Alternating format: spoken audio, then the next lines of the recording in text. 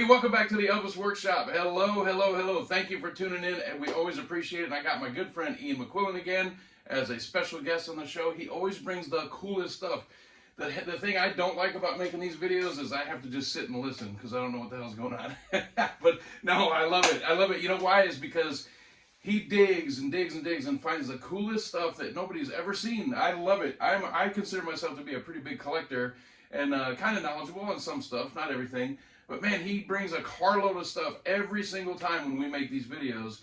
And it's all stuff, for the most part, I've never seen. A few little pieces I've seen before, but it's super, super mega rare stuff. So, Ian, I'm going to kind of hand it off to you, and I'll try to kind of co-pilot a little bit. Sure. So what he does is he goes and he picks collections. People call him, and you know the deal. And he lives in the Southern California area. He gets a lot of those people there that collected during Elvis's career, and he finds the most awesome stuff. And so I always appreciate him sharing it with us. So one thing we were talking about last night, that I'll kick it off and we can start with this, is here in Las Vegas, Elvis came here in what, March or April 1956 for the New Frontier? April, May. So 2 weeks that overlap both those months. Yeah. So Elvis was at the New Frontier Hotel and took some photos. Some photos were taken of him out at the swimming pool. Now, when I first moved here, in August of 1997, it was still the same as it was back then in the 50s when I went out to the hotel. They had sliding glass doors going out from the casinos. It was very antiquated. And I went out and checked out the pool area and all that stuff. So what Ian has here is pretty cool, is he has some of those pictures from that time. They're in the back, aren't they? Are they? Oh, shit, they are. I didn't think I brought those. Yeah. So I threw it on Instagram the other day. There we go. Yeah. So he'll take another picture of that. So there was wallet size, there was postcard size, there was 8.5 by 11 size, then there was a big size. And there's a couple of other little variations, including in this. But the cool thing about not just this is this frame right here. So you want to talk to him about the frame right there? Well, that picture didn't come with the frame. Right. So you could just it's in there. Yeah. But these Love Me Tender, these thick frames are available through EPE. See, it looks like a cheap trinket from maybe the stores at Graceland, but it's actually not. Let me see this. Now I'm going to show you a picture because there's no way you can see this right here. But when you flip this around, I'm going to show you the picture. I'm going to show you. You'll see a lot closer. But up here in the top of this frame, it's actually molded, and it says Elvis Presley Enterprises up here. This is a vintage piece from 1956. Absolutely. So it just looks like a cheap trinket frame that you would get from a dollar store type of collection, but it's actually a vintage frame from 1956. Yeah. From that time 70 period. years old next year. Cool? Everything Elvis is 70 years old next year. 56. Wow. Yeah. Coming That's up. crazy. Speaking of that early stuff, you got this promo photo back here. Actually, can I just It's a go back and do a sure, whatever you like. Go over what you had said, and just surprisingly, yes, I have been collecting for over 50 years now, ever since I was a young kid and stuff, and stuff just still comes out of the woodwork even now. Even now, I have talked to people over the last couple of years in their late 70s that have never been in the Elvis environment, never heard that I buy stuff and looking for stuff, and they've got stuff that they've kept in scrapbooks, kept in wardrobes, kept in things that nobody's like ever seen that, before. Yeah. For a start. Sure. Had been sitting in a closet. I asked the lady, she went, yeah, I hadn't looked at it and I was going to throw it out. She figured it was worth nothing, and I gave her a bit of money and she was more than helpful to hand over. This thing here was sitting, and I'm like, you just don't see those things. And you find those more in this LA Basin area and stuff, and it's an Elvis on tour. It's a promo for the movie pack. Elvis on tour. Yeah, it's got a whole synopsis of what the movie is, production notes, who's in it and everything else, and they've got, you know, the basic... The 8x10 photos. The colour photo prints from the movie and stuff, and one or two little extras sometimes, so... Wow.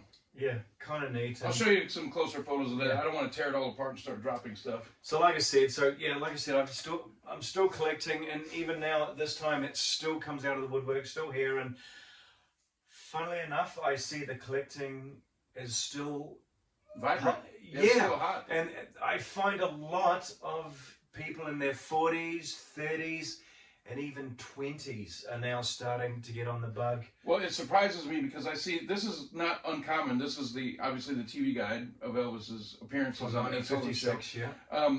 This is not something totally unseen, but then right next to it, he has things like this that I've never seen before. I don't even know anything about this. You told me last night a little bit about it. Okay, so Elvis, EP and the Colonel, they were selling clothing, skirts, shirts, denim jeans. This is Elvis jeans. That is the tag that goes with the jeans for the standee that would advertise. I have never, and I've put it out there with many others, who has a pair of jeans? Nobody does. There's still some felt skirts around. There's the t-shirts and that, and the jacket around. A lot of t-shirts, a couple of jackets. I had no idea about any of this. Jeans. I had no clue. That's a nice piece. So that's just the ad, and yeah, pretty much nobody's. I don't know anyone that's had a full one of that, but it's so nice and colourful too, isn't it? It's really kind of. And on the very bottom it says copyright 1956, Elvis Presley Enterprises. So they started that pretty early on. That's a little ballsy of them. A regional star, and he already had Elvis Presley Enterprises copyrighted. Yeah, he was secured. This is pretty nice. I have one of these over there in the case, but this is a jewelry. You would have bought this at maybe one of the concerts at the concession table. Yeah, they used to have them in those machines as well. Believe it or not. Yeah. And little charm bracelet with a photo of Elvis and 3 little charms: a hound dog, a heart, and a guitar. I'm not sure exactly which ones, but I know a few of them you could actually order through the fan clubs. The fan clubs are there, and you just order them through them. Yeah. Tell me about the stuff on the table here. Yeah, well, yep, I'm getting there. Or do you want to go somewhere else? No. So I was going to show everybody a couple of records and stuff. Everyone knows that's my forte, and first and foremost, and a lot of you probably maybe aren't into them, but you'll get a kick. So I bought a couple of kind of rarities. These are a big deal right now. A lot of people are always looking for the Asian ones, and they were coloured vinyl on the back, and a lot of them, it's very hard to find these in good condition. There's a lot of them out there, and the source isn't good. These are for collectible only. You'd never really listen. Well, if you want to listen to them, as far as I know, most of the tape sources for these, as I know with the Beatles, Dylan, and Led Zepp, they're from tapes. Cassette tapes. Cassette tapes. So you take a cassette tape, feed it into and turn it into allegedly vinyl. Everyone's pretty familiar with the regular GI Blues. That last one was from Taiwan. This one here is from Korea. And look how they've made Elvis to look a little bit more Asian. They might be able to see that. I'm gonna superimpose a photo here. They're trying to call it legitimate, but it's certainly not. It's not on any RCA licensing of any kind. And they're kind of hard to find. They're kind of neat out there. This is probably the pinnacle of South African. This is their first album, Elvis Presley. It looks like the cover for the second album. It's actually got it's got a combination for LP fans only and a date with Elvis, but it's mainly the album for LP fans only. So, and it's just a pretty hot cover. I actually like the artwork on that. Oh, it's beautiful. Nice. So hard to find in good condition like that. And there's your label. This is a very tough one from New Zealand. New Zealand, Australia were the only ones to put out the Easy Come Easy Go as a album. So the one side has all the Easy Come Easy Go sounds, and then side 2 is just a whole bunch of songs from other movies and stuff. Bonus tracks, we'll call them. Yeah. This is a cool one right here. Italy. So anybody that's really big into albums knows what this is. This is a beautiful copy of this Italian kind of promo. Super rare. Yeah, with 4 of their stars. Well, Harry Belafonte, Sophia Loren, obviously Elvis on the bottom. Should be on the top. Colonel will never allow that. Oh, I know. So that's Lena Horne is who that is. On an original, it's Italy. Great label. record, super I believe rare. it's 1957. I think that came out. Man, wow. Yeah. As far as, and this is the beauty. This one you just impossible to find beautiful. This is 1957. Look at that artwork. Cover for Japan for Loving You. Fantastic and, artwork. Yeah, all the same songs, and this came out in '57, and just insane to find one that beautiful on an original like that. And yeah, that's one of the prizes in my record collection. That is a beauty. What is this right here? So this is like the big magazine, the New York Picture newspaper back in the 50s. This was an insert that went inside it, and it's kind of advertising the movie Love Me Tender. But that's just a beautiful insert, and you just don't see that. You don't see them that nice. And just a great photo. Yeah, just happy to get it. And this is from June in '56. Great piece. Yeah. So back to who knows what this is. So raise your hand if you know what this is. This is another prize in my my Elvis records. You want to talk about next to impossible to acquire? Now this is you know what I should have done? I messed up because I have one of those, just the EPs laying around here. I should have showed that because they look similar, but this right here is very unassuming. If you just see it laying there, you don't know what it is. But this is one of the absolute hardest Elvis records you get your hands on. Why would that be, Ian? Yeah. So they came out with the regular 747 EPs, then they had the double EP 1254 with the same cover, same. Then they came out with these two SPD 22, SPD 23, which is what this is. If you bought the SPD 22, you got the little Victrola little toy record player, which the girls used on their beds, just cycling all the records and whatever. The SPD 23 was a Victrola with a big horn, you know, for a bit more of a family room record player. And if you bought that, you got one of these for free. I think the Victrola was $49.95. So you had to buy the record player. The only way you could get this, you couldn't just go into the record store and purchase one. It wasn't for sale. It's a promo. Yeah, the only way you could get this is to buy the record player, and they were quite expensive for that time period. So these are super, super rare, super, super hard to find because, you know, damage, thrown away after time, and the prerequisite that you had to buy the record player to get it. So this isn't just the EP. This is the insert that came, or the bonus rather, that came with the record player purchase. I've heard about them. I've never actually seen one. You've never seen one? Never seen one. Well, there you go. There it is. Yeah, they probably, in this condition, they probably run a couple of $1,000 these days. Right at about $2. I've seen them sell not so great for about 12, 15, and as much as $4. It's crazy. It's crazy. Really nice you just don't see them. You just don't find them. No. So what have we got here? That's the first. Actually, it's the second. Actually, I think it's the first with RCA. The first photo of, and that's Bill Spear, right? Yeah, from Memphis. Bill Spear photo and exclusive RCA Victor recording artist. A nice one to find if you can get it. I was only actually 19 there. Yeah. So it's the picture's taken end of 55, maybe January 56. The photo's from 54. So the studio where those were taken has been demolished, and I think a road has been built there, or a building rebuilt there, but the studio where those were taken are gone. But yeah, those are the Spear photos. Flip-flopping, but staying with 56. That's a nice little ad for the movie. He'll show you a closer picture. Again, it's something I've never seen before. Yeah, pretty cool. I'll probably know. I don't think anybody's seen this. This is just like a day bill type of thing. Sure. And but it's just got a beautiful photo, nice resolution of Elvis, also with Richard and Deborah on the front as well. They both made that movie just as, I mean, Richard. Sure, he's a great actor. Oh yeah, he was great in that. Yeah, even Neville really Brand as the baddie was brilliant in the movie, wasn't it? It had a good cast. They did give Elvis a lot to work with back in his first days. These, I get a lot of calls for these now. These are very popular. So these are the original kind of fan club pieces for to join the Elvis Presley fan clubs, order stuff. And in 56, there was hundreds of thousands of kids involved with this. And this is the one. This is the one that was authenticated with the Elvis Presley Enterprise and the Colonel, which was in Los Angeles, headed by Judy Spreckles. Sure. And then big fan clubs, Continentals. What's the one that Mildred Eaton ran out of Dallas? That was not the Continentals, Elvis. There's Elvis Country. Oh Dallas. Yeah, there's Elvis Country, Elvis Continentals. The big one in Chicago, and they all actually were able to get all this stuff as long as they were in. But the cool thing is these people would have kept all of this through all the years, and then you end up getting the whole collection of. And they died off pretty quick. By the time he went in the army, it kind of phased off. All those girls grew a little older and moved over to the Beatles. Well, I don't know about that. That's a long time after that. That's 8 years. I don't know about that. Yeah. And staying with 56 again. Who's seen these? So this is a whole set of the 66. I'll open it up and Rick can lay out a whole. Okay. These are all absolutely cool beautiful set. Yeah, great condition. So if you find a nice condition set, I think these are undervalued. You'd probably get a full set for about $400 to $600. Mm-hmm.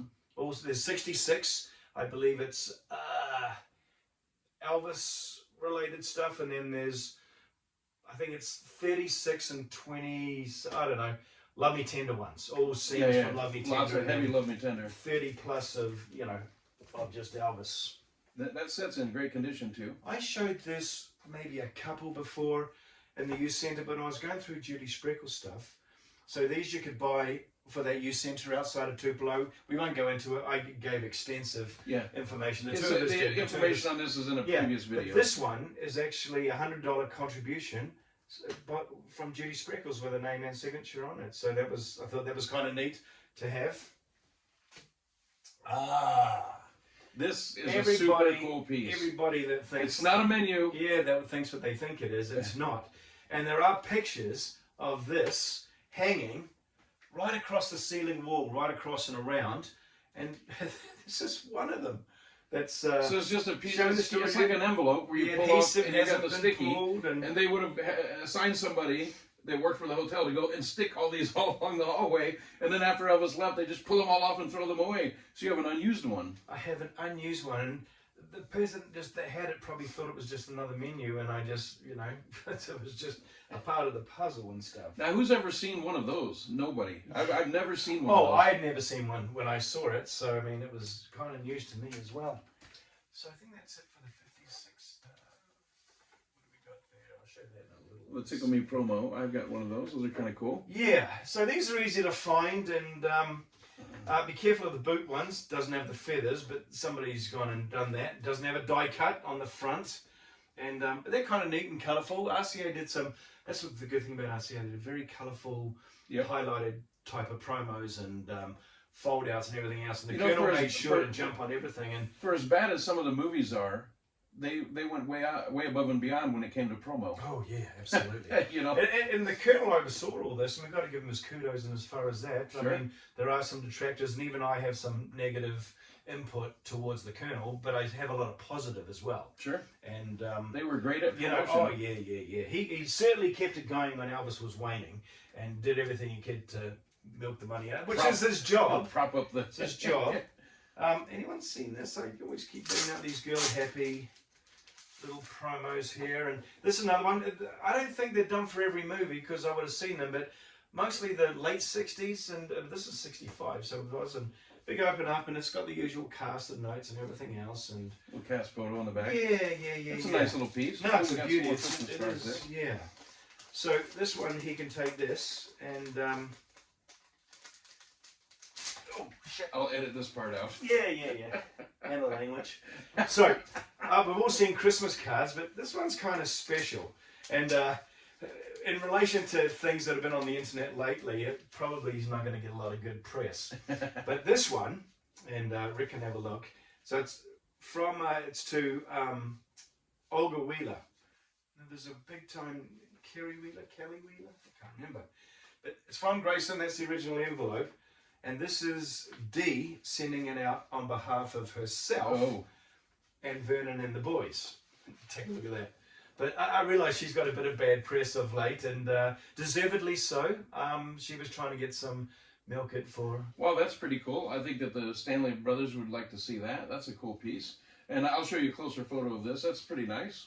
Yeah, but everyone's seen that picture, but that's from Dee, and I met Dee, that she showed us around Memphis in like 91, 92, and she's rather nice. And one of the boys, who's the smallest one, I shouldn't say it like that. Well, he's gone now. Yeah, Ricky. It is Ricky. Yeah. So David's the big. And yeah. One the oldest is Billy. It's not the one that was the pre. It was the other one that was kind of small. He came in. Billy's the oldest one, but he's the smaller one. Yeah, so he came with us up, but she showed us the Manhattan Club. She showed us. Oh, very nice. That's gone now. Yeah, all gone. But in 1992, yeah, for the 15th anniversary, it's still there. God, that was the 15th, and now we're going to have the 50th in 2 years. Wow, I am old. We're getting old. Boy, we're getting old. She was rather affable, and she was. I mean, to take us all around, and we had to pay and stuff like that. Oh well, of course. Yeah. And what else you got up here? Anything interesting? Yeah. Why not? That was a nice segue, right? This is cool. It's not really a segue. Excuse me. Just a little bit. Left turn. I'm sure. Have people seen this? I have not seen Harley Davidson this is a quarterly thing or a monthly thing. I think it's quarterly. No, I think it's monthly. But it's May 1956. Elvis was very enjoyed his motorbikes, and especially his Harley Davidson. Love the Harleys. In fact, he had one, didn't he? Several. Yeah. Exactly. Well, in lots 56. Lots of Harley. Yeah. Certainly did in the we know in the 70s and stuff. But and he's in it, and he's on the cover here. A lot of people looking for this one, and kind of nice novel piece to have. I always love these comic books. There's a few out there from the 60s and even the 50s. The Love Me Tender one. Yeah. That's a nice one. I Love You. It's Charlton book, and it's a series. This one just had a silly novel story about Elvis inside, and it's nonsense. But it's silly. But another product I've not seen before. Interesting. No. Show me that. All right. Oh my goodness, we'll have to edit something else because I've got to get something out of the car. So this is another one. I know a lot of you asked me about that last kind of promo package from 75. This is an earlier one from 73 that just shows, it's just a whole lot of advertising. These are all little die cut, what do you call that serration there, dies? Perforated. Perforated, well done, Rick. With the big word. Yeah, this time of the morning too. It's just advertising all those bits and pieces. So actually, I think it's 71 or 71 or 72. Yeah, by the way, we were going to do this video last night. It takes a few days to edit, so you wouldn't know this. But, man, we just ran out of steam and thought, let's do it in the morning. Yeah. So it's really early in the morning right now. We just decided to get up and do it first thing in the morning. Yeah, so if we're a little in slow motion, that's why. So you want to finish what's on the table with that, and then we sure. Let's show one more thing. We'll do an edit cut. Everybody seen these things? There's a few of them out there. So no, that's the point of these videos. Yeah. Nobody's seen this. So these are from. He did a couple. He did one that was in a big, thick Manila brown envelope in '73, and then in 1975 he did. I think there's 4 colors of this. There's this, and I'll show the other ones like a turquoise color, a white color, and this pink one. And he gave these out to the opening night and everything else, or to special people, or just to get it out there. And they usually had, now this has this in it, but it's a little antiquated because there could be many other bits and pieces in it. But you find all these little RCA it's almost like leftovers or scrap that they stuff calendar, these, like they stuff these envelopes with leftovers. 75 Hilton postcard, another 75 Hilton postcard.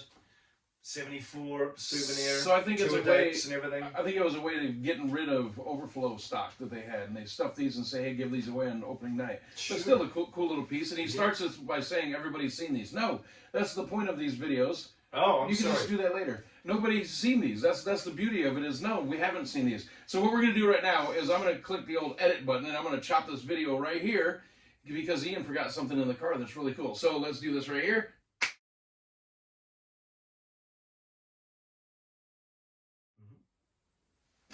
All right, we're back out of the edit. That was quick.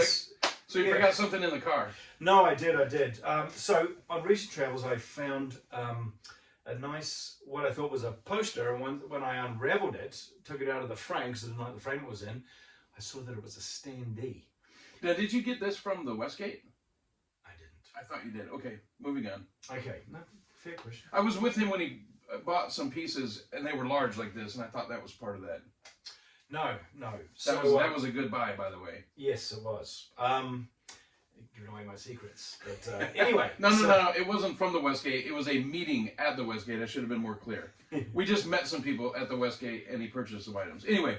So, I saw this, and when I took it out, I saw that it was a standee. It was thick cardboard, and it had a standee on the back.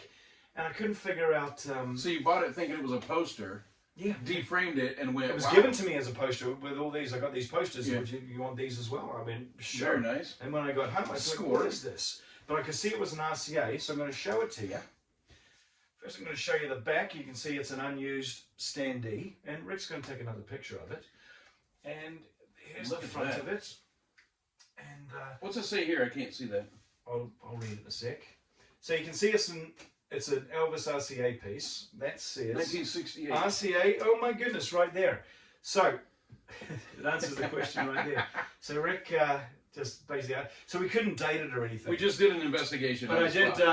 What I do know is that it's the changeover. That's the very early changeover from 68 to 69 RCA, and they obviously used this as promos, maybe in stores or. I've never seen the picture in any. For Elvis arriving back at Vegas and stuff. But what we do know is that the Colonel used this picture, that image, for the little postcard from 1959. From 1957, but used it in 1969. And he put that postcard in all those 1969 international box sets. So again, opening we night, figured, opening, you got to be clear. Opening night, 1969, July 31st, at the International Hotel. Everybody in attendance that night was gifted a box set. This was likely in the hotel somewhere as a display item, maybe at the concession booth, something like this. And then because a matching piece like this, similar to that, was inside that box set that everybody was gifted. Yeah. So that would make sense. And in fact, do you see that that's gold? I mean, yes. It's just faded a little bit over time. And so what a neat piece. And I mean, that is something else. And nobody's seen it. And I actually do ask other collectors. And well, hopefully somebody seeing this video can maybe. Yeah, if somebody else has got it, yeah. I'd love to just yell your names right now. But I asked at least 4 or 5 of you. But, well, yeah, a very, very rare piece. So speaking of Las Vegas live in concert, what do you got in the box there? Yes, and a few people are going to... good stuff. Yeah. I know a lot of people are into scarves these days, and scarves have always been around and stuff, and there's a lot of them out there, but there's probably not too many that are like this. So this is... I've seen quite a bit about scarves lately. God, yeah.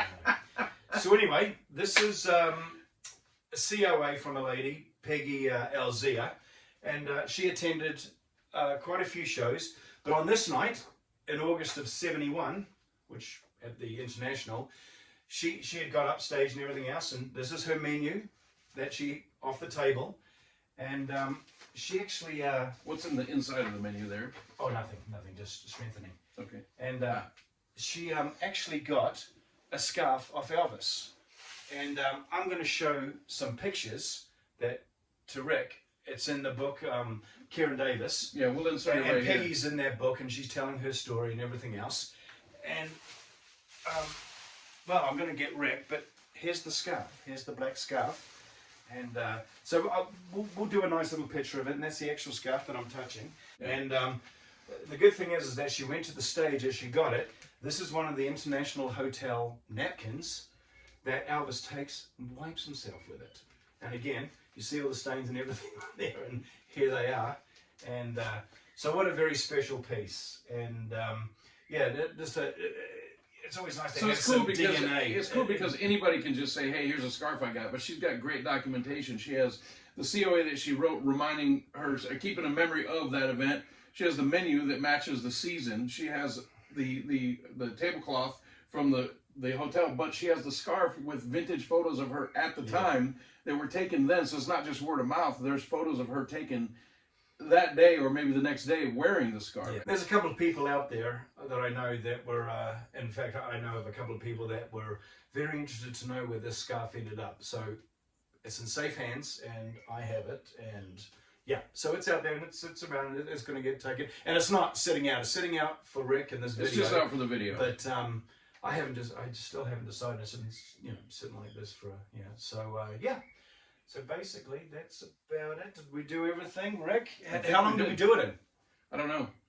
We have to edit it down. We're going to take all the junk out. We're going to take out all the parts from Hey, and I like all the nice comments. I try to get to them, and I didn't know I could answer them, Rick. And so, Ian, you can answer. I didn't realize I could. So, yeah any questions? He appreciates the comments and the feedback. I do. And, you can catch me. I'm McQuillan on eBay. I'm on Discogs, Ian's Music Collectible. And you can see a lot more extensive of my collection on Instagram, which is Ian's Music Collectible. And he usually shows up to Memphis during Elvis week. I'm always at Memphis, pretty much, yeah. If you have any questions, Vegas. You can always shoot a message or find him on Facebook, that kind of thing. And I'll put up all your tags and stuff that way, right here. So did we do everything? Did we run out of steam? We just ran out of steam. Anything? Yeah, no, I think we just ran out of steam.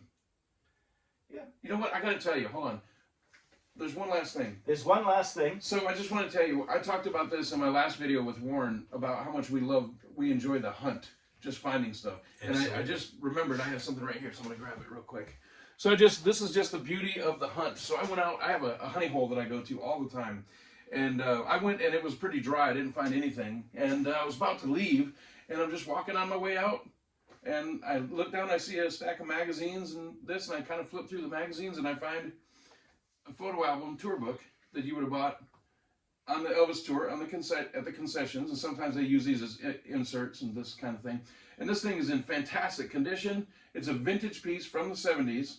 It's made by Boxcar, Colonel Parker, and I got it for $5. No, that's, I mean, I just love the hunt. Really, yeah. I just love the hunt. I just love going out and just looking for stuff and just running across stuff like all of this stuff that you have here. It's all stashed in somebody's closet at their house, or their mother or father passed away, and they search through stuff in the garage and they find these boxes.